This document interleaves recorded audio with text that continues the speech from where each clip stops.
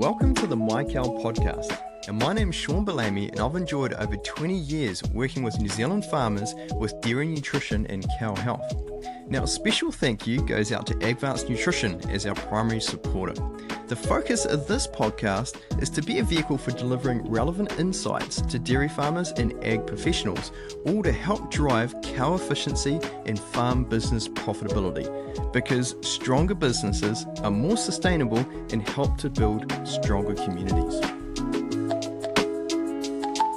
Oh, welcome to the myCOW podcast. This is a new segment. So I got my good friend Ben here with us. So he's going to be doing this segment with us. So this segment's going to be around innovation. So farming innovation or farming tech. So cow wearables, technology that's feeding information back to farmers on a day-to-day basis. So what we want to do with this podcast is we want to put some good information out there that really helps farmers navigate technology, how the market's changing. Put some good tools in your hands, and do some interviews with farmers as well that are using technology, and then just have some fun along the way. So first off, Ben, thanks heaps for agreeing to this. I know you're a bit like, oh, I'll think about it at the start, but I was super stoked when you sent me the text, mate. And you're like, let's do it. It's gonna be good. I'm super stoked to be on board. I'm really keen to kind of pass on some of the information that we've been hearing about in the tech space, with how things are developing in the agri-tech world. So, super stoked to be involved and helping out where I can. Oh, no. Again, it's great to have you. So they're really, really cool. And I appreciate your time too. Tell us a bit about who you are and how you tripped into the farming sector. Okay. Anyway, so my name's Ben. My background is not exactly pure farming. I personally work as a mechatronics engineer. So that's kind of mechanical, electrical, robotics. But it all kind of really kicked off when I went to university. So I went to Massey and we studied engineering. And because you work in Massey, you kind of are associated and around all these other agri-tech companies. You've got a big farming background there, and then you've also got the big veterinary background. And so really it all kickstarted for me when I was in my fourth year. I was doing an individual research project on agri-tech and looking at how do we take kind of environmental monitoring data in to help inform farmers with their farming decisions.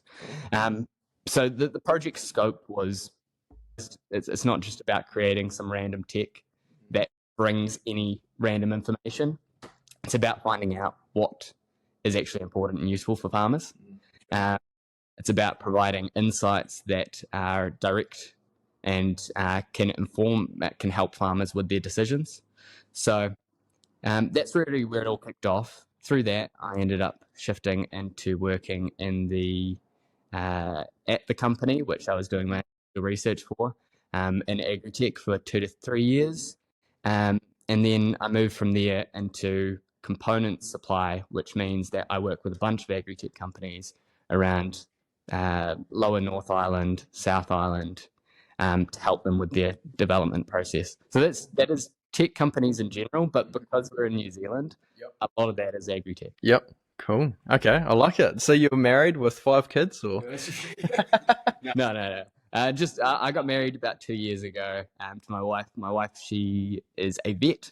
So she's a small animal vet. She tracks through the mix animals track, and now she works in a small animal clinic. So I mean, I'm used to hearing plenty of gruesome stories at the dinner table. And the first time you're sitting there at the dinner table and they start telling you about eyeball surgery on a cow or something like that, your stomach gets a little bit used to it. Yeah, absolutely. Yeah, work stories, eh? What do they say? Get better work stories. Yeah. I think my work stories are always about like, what's the tech that's coming available, and so my wife's a little bit like, oh, okay. Yeah. Let me tell you about eyeballs. Let me tell you about eyeballs. It's cool. Oh, in case you haven't noticed, Ben's a little bit younger than me. Yeah, so I have more kids than you, which is cool. Definitely to my credit. Yeah, that's right. We're all stoked to have you on, mate. It's cool to have your breadth of knowledge in the industry in terms of around tech and how all that comes together, because that is a big part of it, like how all this tech works and how we get it to talk to other tech and all that. And honestly, mate, that's way further than my brain can extend to. The thing that's always interesting is that the farm agri-tech equipment that's becoming available is only becoming available because tech has been developed, or the fundamental technology has become available for us to build that technology on. Yes. So, for instance, you can now communicate and talk with some of the equipment on your farm because the cell network is available. And then there's further than that, there's in the future, there might be satellite connectivity that allows you to monitor the places that might not get cell connectivity across your farm. That technology hasn't been put in and installed purely for farmers, but we can now use that farming technology, or that technology that's become available to improve life. Yeah, which is really cool. And so, it may get to a point on a practical setting where rather than the cows coming back to the shed and dumping their data from their collars once a day or twice a day, that data could be cellular from anywhere on the farm or at the runoff or wherever. Yeah. That data's being fed straight up into the cloud, and away we go. 100%. Yeah, there's in some situations one of your cows or one of your, I don't know, fuel tanks or water tanks might be in a location where there's no cell connectivity, and you can be still getting live information from that. Yeah. But again, it's a constantly developing space. Yeah. Tech is becoming available. Whether the tech companies choose to utilize the newest technology that becomes available or build out their own, it's up to the agri-tech companies and the feedback from farmers, I guess. Yeah. Cool. I love it. Well, thanks for a rundown, mate. Tell us more about, like, one of the things, and I know you personally, but one of the things I love about you is you have a high value for community and connection. And, that's within your industry sector, but also just in your general community. Yeah. Tell us a bit about some of the things you love about community and what you do in that space. Yeah, so for me, I think, to be honest, I wouldn't say I didn't recognize the value of community until you get into a space where it's purely tech focused, and that becomes because you sit there at a computer typing away, sometimes all day without talking to with only maybe talking to other technical engineers, and it really it starts to wear away at you, and then you go out into these environments where there's community and you kind of gain some life back. And so I noticed, I think, especially for me, success at the end of the day was not defined by how big of a problem I'd solved or how much of a sale that maybe was made or whatever it was, but it was actually due to the quality of the connection or the quality of the conversation that I'd had throughout the day. I could have an absolutely awful day, but then it gets to the end of the day and I actually pick up the phone and I have a good chat with somebody. And I go, okay, today was actually a pretty good day. So for me anyway, community is a big thing. I'm involved with the Yarnsmen, which is kind of a group of people down here that are focused around just having good conversations, checking in, listening to inspirational stories about people who have been through the ups and downs of life. Get involved with Red Frog, so that's working with at university events and connecting with students there. But it's really just about connecting and talking to people that you might not. Yeah, and the Yarnsmen have a really cool podcast, which I quite enjoy. Yeah, it's quite outside the agricultural space, which I also enjoy. But there's something about just listening to people's stories that I really enjoy it. No, I'm a big fan of it. Yeah. Cool. All right. Well, today we're going to talk about, today's actually a bit more of an intro. So we want to just talk about tech in general, how it affects farmers or farming, and sort of where it's going, how to sift through tech, and how to decide, which tech is best in which situation. So we'll dig into that. And so I thought to start, maybe we should talk a little bit about what areas of farming tech's actually reaching, like what sort of impact is it having on farm practically. Like there's lots of different tech out there. Tech for communication, obviously, like compliance is a big one with Farm myCOW, and that's really come a long way. But then we've got all the tech that we put on our cows, or in our cows. We've got collars, boluses, so many different all sorts of stuff. Yeah, ear tags. Ear tags, that's it. It's crazy. Yeah, and then 10 different types of collars as well on top of that. Yeah, yeah, and Um, some cows with multiple collars now. have you? I've seen cows with two types of collars now. Yeah, one for geofencing Yes. and one for heat detection and rumination. Unreal, eh? I never know you could put two No, collars no, on I a didn't cow. know you could either. So there you go. Yeah. I think I mean, it's come a long way. I think when it first started off, it was mainly the data was being pulled from the device, maybe, and you were getting sent a notification, or you weren't even getting sent a notification. It was just a send a text and it turns on, send a text and it turns off. If you're lucky, the machine will get to the end of its row, or I don't know whatever it's doing, and it will automatically stop. Um, but now it's come to a point where you can almost get consistent updates about these devices. Sure. Uh, Yeah, and monitor and move them while they're on a run. You know, irrigation's a massive one with NIR and how it's yeah, it's basically mapping different water rates at different times, and yeah, it's pretty cool. and assessing if there is any leaks that you might not potentially have seen. Yep. I guess it's about trying to provide you some extra eyes and ears on the ground, right? That you might not be able to. Yep. So rather than a loud horn alarm at the pump station that something's gone wrong, you get a notification on your phone. Yeah, it's pretty useful. In a perfect world, it's only doing that when it's actually you need to do something. Yes. Yeah. You're not getting a warning every 5 minutes. You're getting told, okay, now I need to pay attention to my phone because there's been an issue down at the shed. Yeah, which will be interesting to talk about after of some of the effects of technology, because there's a lot of things we turn off now, right? We're like, man, I'll just too many notifications. So have you seen how have you seen the change happen where have you seen a change happen in the way that it notifies and the sort of information that you're getting out of this? Definitely, yeah. I think it's interesting because different people are different, right? Like some people want to know everything, and they're quite happy to sift through lots of data and just clear it, and then happy they know, but they don't necessarily need to do anything. Other people, it's like it creates a bit of stress, you know, if you're getting pings and notifications all the time, and you're always processing all this information. So that's when you probably sift through and you only allow notifications on those apps that send you. And now we're getting the ability to prioritize notifications as well, where we can say, look, only send a notification in this situation, which is urgent, not in a situation where you're just sending an update or information, if you know what I mean. So for you anyway, what are the biggest areas that you see that you want to have priority on? Yeah, great question. So it depends on the farm.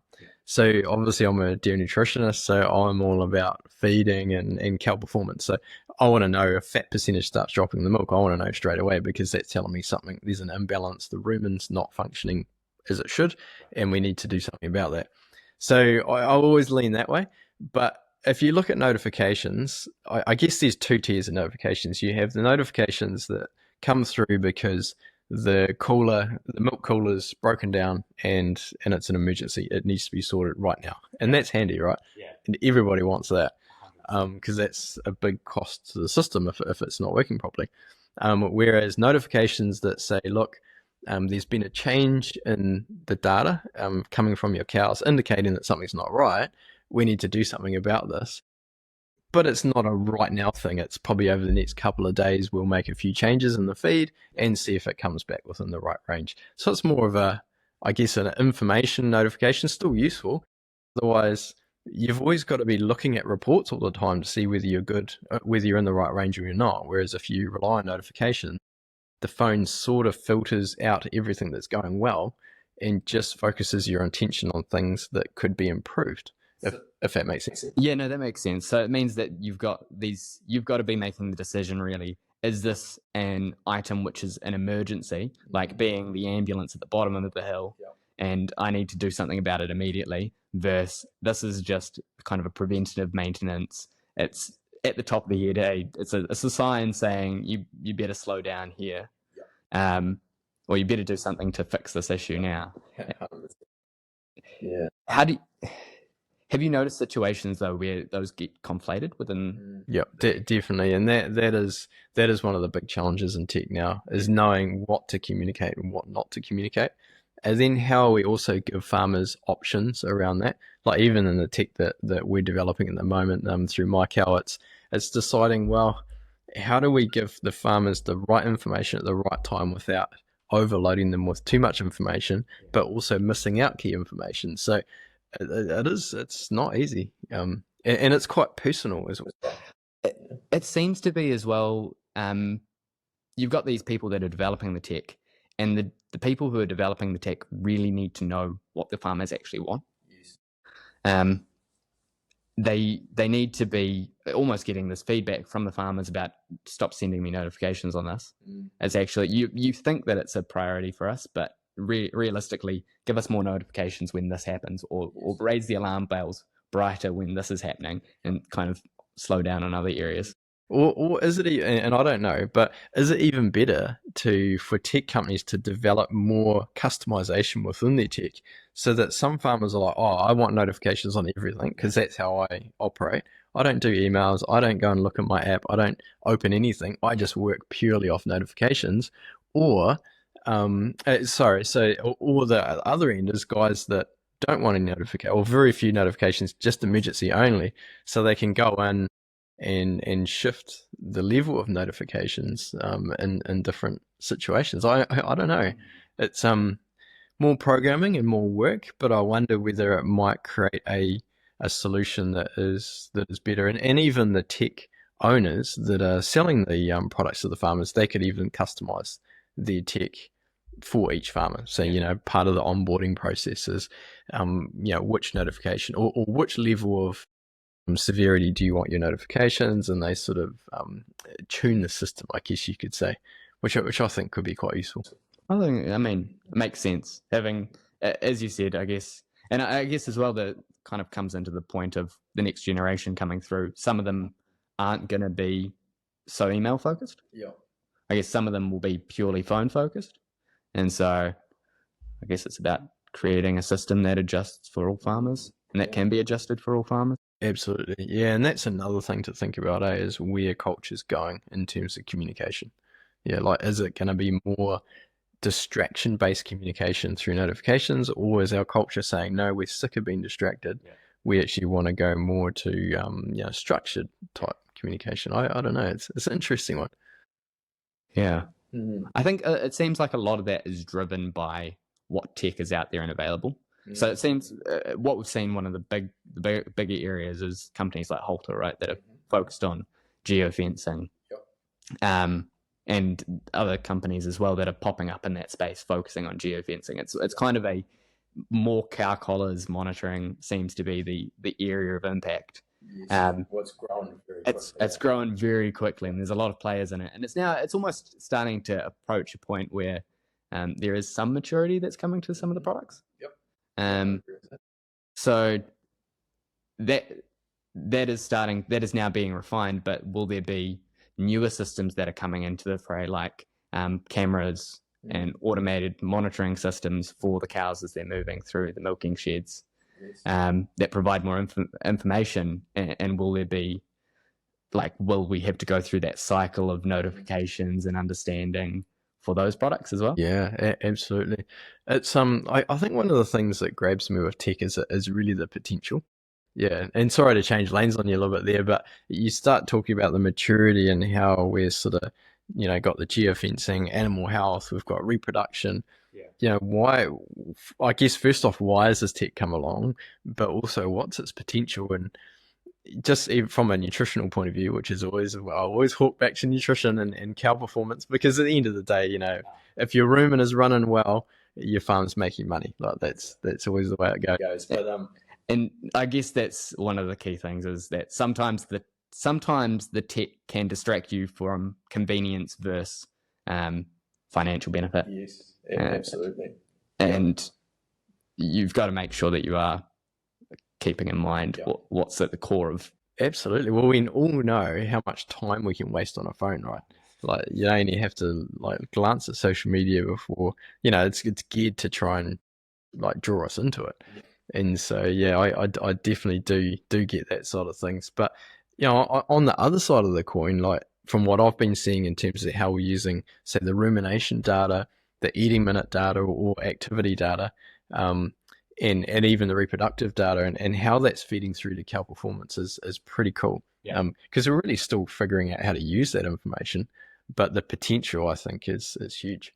And I think it sounds like it's getting really interesting where you're now actually being able to start combining multiple different sources of data Yep. to truly draw information out of what you're putting together. Yep. So, and I reckon that's probably been the trick that's been missed in the last 5 years, and we're just starting to realize that now.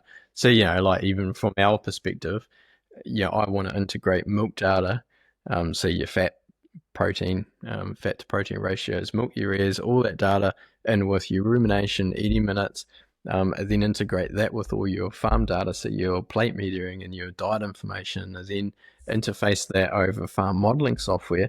Because as you pull all that data together, all of a sudden you have quite a powerful tool to see where the holes in the bucket are, if you know what I mean. Like, where are the weak links in your farm?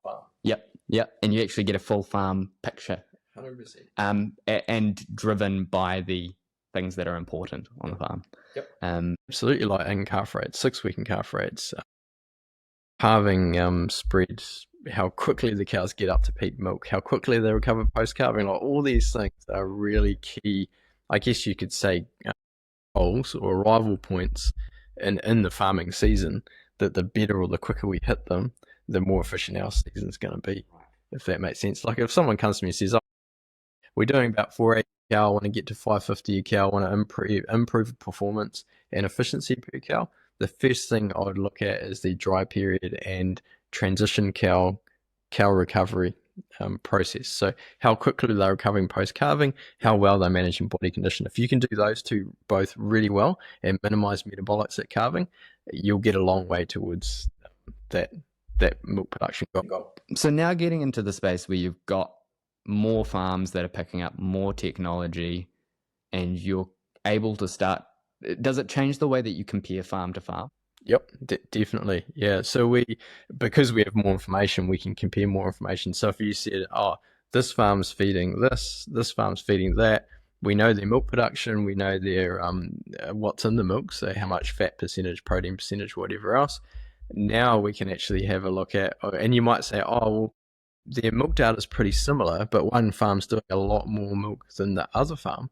So what's different? And now that we have rumination and eating minute data, and even temperature data from some of the boluses and water intake as well, we can look at that and say, actually, farm one is underfeeding the cows, or farm two, the distance that they're walking to the shed has been impacted, because some of that data is showing us that differences. So farm one might have higher rumination but slightly lower activity, and farm two might have something a little bit different. So we can start comparing that data to get a better picture of what's happening, I guess. And then you can start tweaking that data, seeing the live impacts of what happens when you tweak that data, and then the very end, do you see the outcome where they start to maybe meet the goals that they're aiming for? Absolutely. Yep. Because the biggest thing that changes on farms is grass, of course.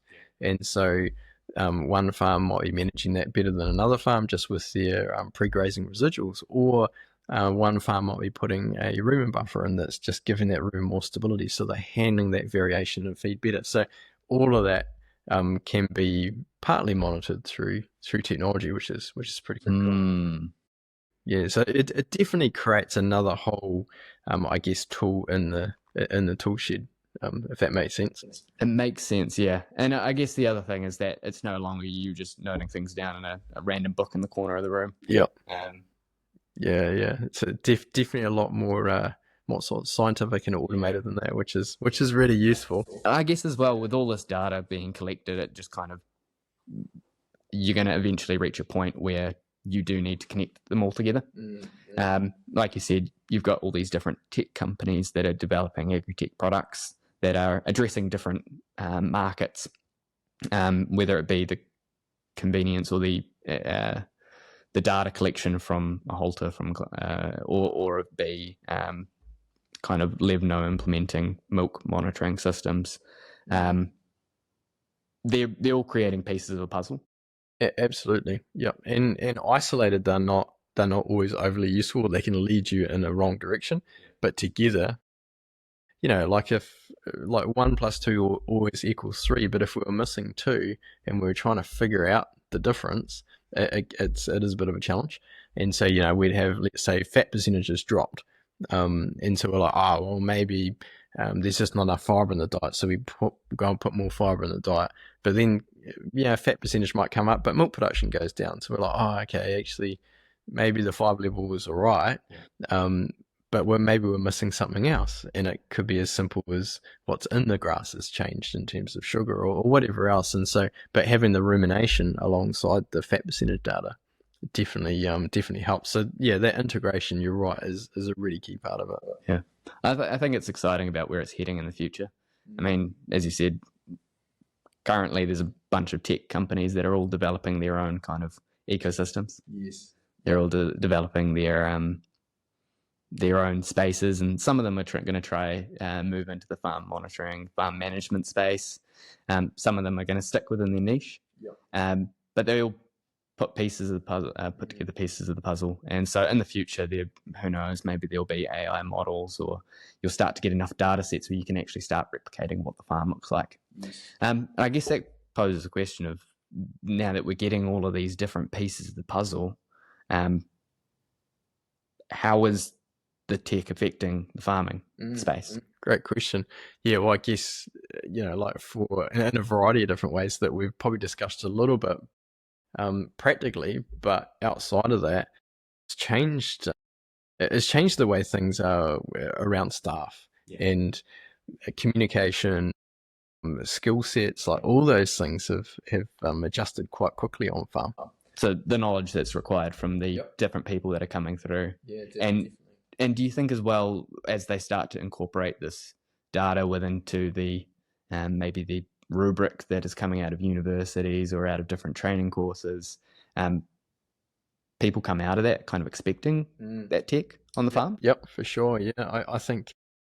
Yeah, I don't know heaps about like the sort of new agribusiness courses and what they are training the new graduates, but I could imagine there is more of an expectation in the industry. Like even 2i seasoned herd managers now or managers, they'll look at farms, and one of the questions they'll ask in the interviews is, what tech do you have on farm? Are you using all flex collars, or are you running a halter system? And because that all plays into their expected workload and also their expected job role. Are they going to need to report on and process more data, or are they going to need to be more hands-on on this farm? And so some farmers prefer more of a hands-on situation, and other farmers will prefer processing more data and probably doing a bit more office work, but not having to do as much hands-on, I guess, the donkey or more mundane work, if that makes sense. So, and is this what you say? Are you seeing, because obviously you're out talking to farmers every day and working with them, do you see the two different sides of the spectrum? Some people that are more, I'll work during the working hours I want to, as long as I've got some overview or some visibility, versus the guys that are traditional, well, not traditional per se, but very on the ground.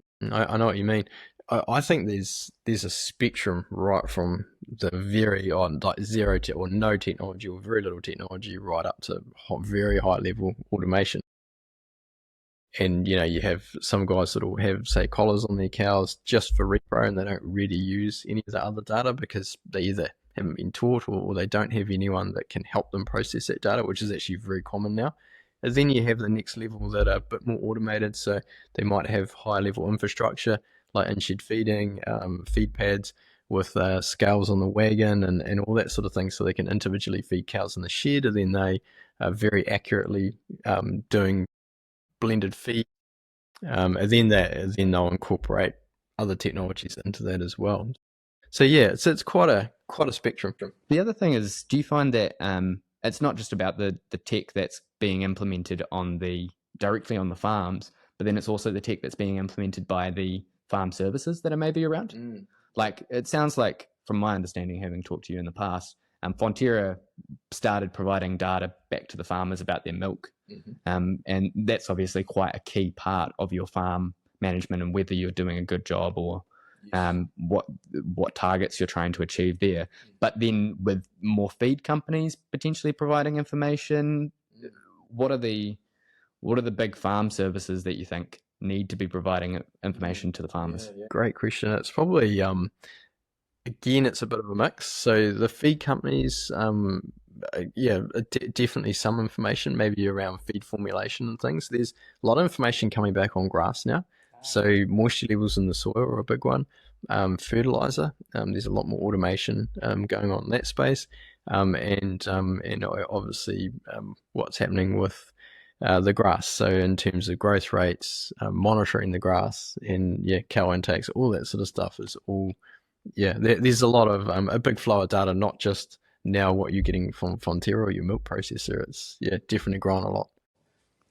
I think that becomes really interesting when you start moving into a space where do you move into a space where it starts giving recommendations for how you should be adjusting your feed based on the output that you're getting from Fonterra. But again, I guess there needs to be a middle piece that's doing that sort of. Yep. I think it's one of those things you start by saying, oh, well, we feed our cows an extra kilo of dry matter and this is the amount of milk we get back. Now we're probably drilling down a level deeper where we're saying, yep, we're feeding a little bit extra, getting a bit more milk, but our milk is telling us that there's a couple of inefficiencies in the diet. So we can actually adjust what we're feeding rather than feed more kilos of dry matter, but adjust the composition to stabilize things and increase efficiency. So because we've got more data, if that makes sense, then we're getting a better result. So that's definitely where we are now. Where we are go in the future, that's the sort of next step, really. I think it becomes really interesting when you've got potentially. I mean, we talk about the skill upsides. People are coming into the farming sector expecting there to be the ability to use certain technology. Maybe it gives them the easy visibility over what's happening when they're not on the farm. But as well as the potential that you as a farmer can start to almost lose your sense of touching the ground and touching the grass. Yes. Yeah. It's a balance that's got to be, I guess, adjusted. Yeah, and I guess like not all tech is good. No, like that's like it's like there's a reason why I got rid of Facebook. Like I found it wasted time and it didn't contribute to my life, so I got rid of it. It's and obviously there was some benefit that Facebook had from trying to keep you integrated into the system and using the system. But when it comes to farming tech, how do you know what's good tech and what's not good tech? Yeah, and that's the hard bit, to be honest with you, because every farming situation is a bit different, and every farm is different as well. Like some are really focused on breeding, and they have a passion, like they just love their cows, and I think it's awesome. They know exactly where their BWs are at, and they have a really, they have a great history and legacy in their herd, but they're also going a really exciting place with their breeding. And so reproduction and what they're doing around rumination, eating minutes, data is really important for those farmers. Other farmers are a lot more interested in managing their grass. They're still obviously interested in their cows, but they're probably just a bit more passionate about soils and how much grass they're growing and how they, and so using more herbage data and how we take herbage data and use that to overlay the right feed so that we're maximizing every blade of grass you're growing to make milk. So it sort of depends on where your passion is. But where I see it go wrong is where farmers bring tech in because they see their neighbor doing it and they think that it's a good idea. And sometimes they'll bring it in to attract certain staff, but they don't. The tech doesn't really match their farm or their infrastructure. And so they like the idea and they get sold a certain line and fair call. I've been in sales. I know what it's like. It's you're excited about your product and that's cool. I love that, but it's never going to deliver exactly what a passionate salesperson is going to tell you, because that's the best situation, like the best case scenario in every of the best situations, and it just is real world. It's just the way life is. But I think one of the keys is really talking to farmers that are using that tech that have a similar farm or similar situation to you, so that you can say, okay, well, how has it worked well and how has it not worked well, and then you can either adapt the technology or adapt the source of technology to, or the type of technology, sorry, to what best suits your farm. I think anyway. I think that makes I mean, that makes a lot of sense, especially if there's so many variations across regions. Different sizes of farm are going to utilize different technology. Different scales of farm are going to utilize different technology, right? If you've got a large farm where you've got multiple water tanks around, you're going to need to be actively monitoring some of those water tanks that maybe you don't go past every day. Sure. And then and so in those spaces, like I think monitoring of fuel tanks as well. And there's certain times where you actually can't see your fuel tanks. So in those situations, it probably makes a lot of sense for you to monitor your fuel. But like you said, there's certain situations where maybe it's about talking to your neighbors to ensure before you jump into it, have they explored this? Yep, definitely. And taking a step back and saying, well, what because your staff are your biggest asset, along with your cows, and so when your cows are kind of your staff in some ways as well. Won't dig into that one, but it's like have you got, is your son running the farm, for instance, and there's a progression happening where son's coming in, he's excited, the technology is going to really add to his learning and his empowerment in terms of making decisions, and is there a natural progression of infrastructure growth on farm? In those sort of situations, the technology makes a lot of sense because you have the right people coming in with, I say fresh brains. I struggle sometimes with new technology, but I still love it. But sometimes young people with fresh brains, they just pick these things up quicker. It's just life. Well, yeah, I guess as well, it's if some younger people have been around technology from day one, for them that coming in and for some of them probably that are coming through, I imagine sending a text in order to turn things on and off might seem a bit primitive to them. Yes, because all they know is apps. And so you come in and well, what do you mean I'm getting an email report? I don't look at the email reports. So that's where you get your customization, I guess. The other thing, having worked in agri-tech companies in the past, is make sure if you are finding things about your farm that's either working really well, not working well, or just addition that you want to be adding into, or features that you're looking for in the future. If you are using a product, make sure you're feeding that information back to the company that's developing that product. I know, having developed products in the past, if a customer phoned up or sent an email saying, hey, this is something I'd like in the future, I'd like better water monitoring or identification of which way the water's flowing and things like that, that information would be noted down. It might not be immediately addressed, but if you've got 20 to 100 people that are all requesting, hey, we want this feature, well, it's silly of the company not to at least take a look at it and go, well, how easy is it for us to implement? Absolutely. Yep. Well, the thing is, they're growing their visibility in their market. So it's only got to be a good thing. And if you're an agri-tech company, some of your team is not going to be a farming background. Some of them will be farming, but like you said, there's different farming backgrounds, the different approaches to farming, and so the more information that they can pull from or use from the farmers, and the more they can adjust their app, probably the more it will benefit you as a customer, and then probably the more it will benefit your neighbors as well. I like what you're saying too before about like identifying problems. You sort of talked about problems and areas where you want to grow on farm.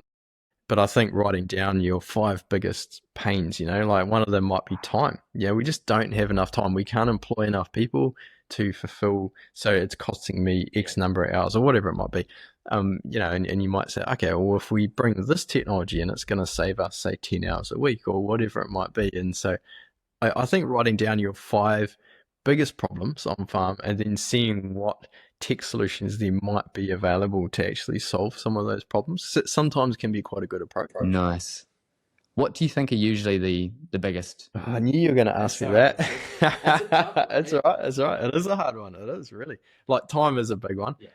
Even just like getting the right staff and manage them really well is a big challenge as well for everybody who employs staff. because people, we're all messy and we all have our ups and our downs, but we all have value, and we all add value to an organization. And so it's trying to maximize our staff so that they're really happy, they're thriving in their role, and they're growing as well. And so it's trying to utilize tech, develop really good structures on farm, and so I think that's definitely one of the, I guess, pain points, focus points in a lot of businesses in general. And then saving time effectively, and better organization of that. 100%. Yeah, because if the guys are having to work 10, 12-hour days for a period of time when it's really busy, and we can bring in technology that actually keeps them to an 8 to 9 hour day, that's ideal, because they're getting a bit more sleep, they can think more clearly, they are probably going to handle the emotions a little bit better on farm, because when we're tired we all get grumpy and upset easily, and just all pretty normal sort of stuff. I guess it gives more enjoyment to people on their job, and if people are enjoying their job, they're willing to probably contribute more to the farm. Yeah, absolutely, and they show up a bit happier and a bit more passionate about their job. What about I think you talked about the compliance space. Where does that kind of rank? Yeah, great question. Compliance is a tricky one. It's really just as a big box ticking exercise, really, but there's a lot of boxes to tick. So I did mention Farm IQ before. I really like those guys. Smart onto it. They have a good system of just keeping all the farm information together. So when it comes to, I don't know, your farm environmental plans or your audits or whatever, a lot of your paperwork is there ready to go because it's been collected by these technology software packages, which is super smart.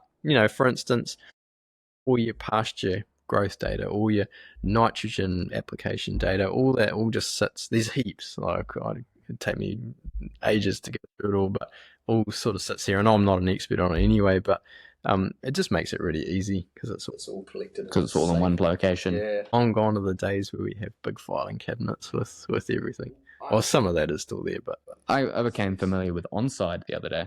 Oh yeah. Never heard of it? No, so they do systems for managing those who are kind of checking in and leaving farms. Mm-hmm. So whenever farmers sign in, or you might have the milk tank come down your road, they need to take a photo of a QR code, yes, and it lets the farmer know, hey, there's a tanker that's coming on, be aware, clear off the roads, or do X, Y, and Z, depending on whoever's checking in and signing in. Yes. And so I think it removes that whole thing about having a notebook at the very entrance of your farm that you sign occasionally and paper flows away from, or pen gets wet and nobody properly fills it in. Interesting. Yeah, so there's definitely a lot of that. Which it's sort of like, I guess, anything. It's there to try and increase our productivity and achieve more for what we're trying to do day to day, which is I think good fun. Oh yeah, 100%. Nobody wants to be doing admin all the time. Yeah.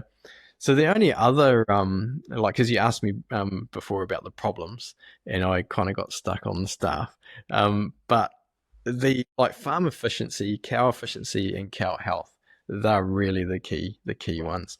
At the end of the day, any business wants to improve its efficiency. Farming's no different. So we want to try and feed our cows a little bit more, but get more kilos of milk per kilo of feed into the cow. So increase efficiency. And if you increase efficiency in feed and milk production, you're going to increase animal health, you're going to increase animal welfare, is going to be better. Everything sort of flows in, reproduction, the whole lot. So that's definitely one of the big areas where I think technology has actually started to make some inroads in terms of improving performance. And that's improving the efficiency. That is, I guess, as we said, farms are about businesses at the end of the day. Yep.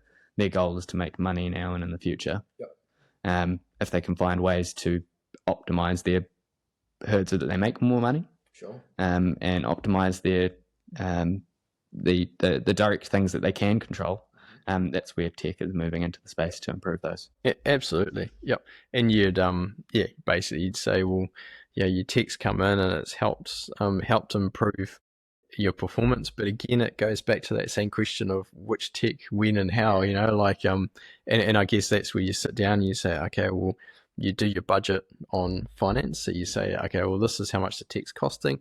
This is how much we expect it to return. Yep. And then doing a time budget with that tech as well, and saying, okay, well, this is the amount of time it's going to save us or cost us, because if you're having to analyze data and process it, that could be a time cost as well versus what it saves at the other end.